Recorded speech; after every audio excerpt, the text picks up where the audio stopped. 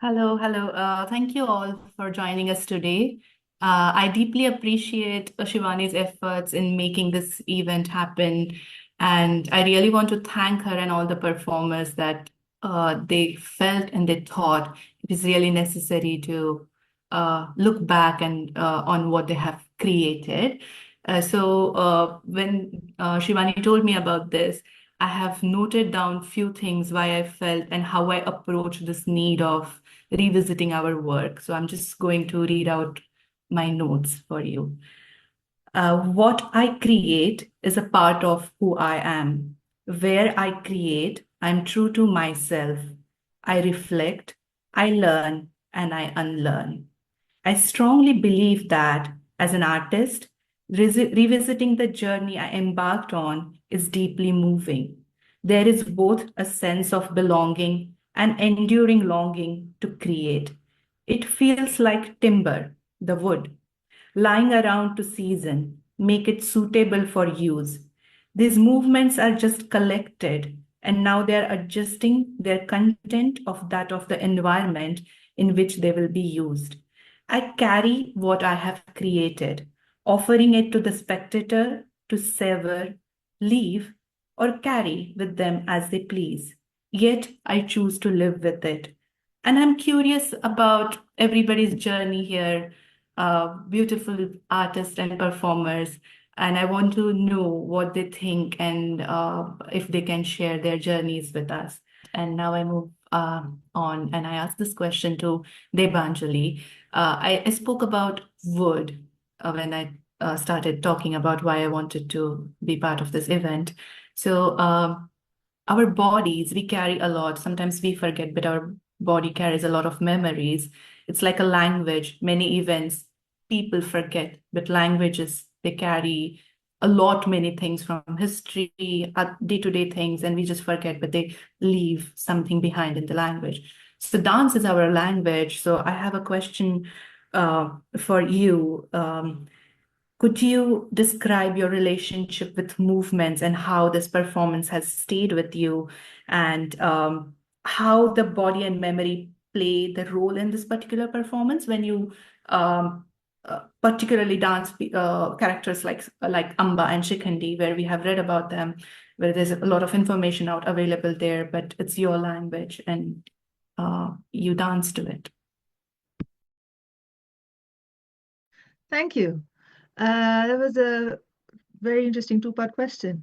There are a couple of things I remember from the day of the performance last November. One of which was I realized that I was coming down with a very violent fever. And actually, the next 2 days, I was holed up in a friend's house in Leeds because I couldn't move. And while I was preparing for the performance, helping everyone in the green room, I could gradually realize that I'm losing a little bit of coherence in my head. But when I went on stage and my piece starts in absolute silence, as if I'm sort of reading a book and the stories are coming out, words are coming out of them, trying to string them together so that it becomes somewhat connected.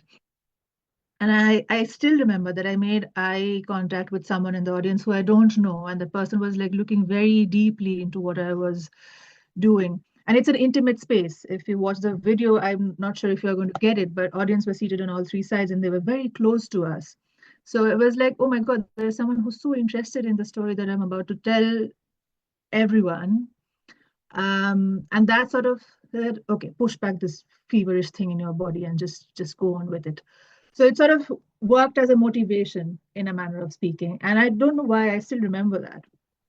The other thing I kind of remember thinking, prepping myself for the performances, we talk about Raman Shikhandi, about these individuals who are very empowering in their own rights, played small characters playing really large part in this mythological story.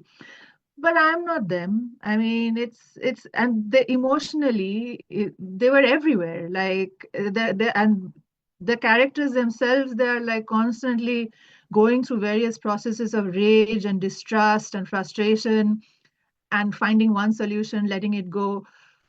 As an individual, I'm not like that. I generally stay on course till I'm told that, okay, it's not going to happen. And here are not just one, two characters in a span of 15 minutes where you have to push yourself to think emotionally. And I said, you know what?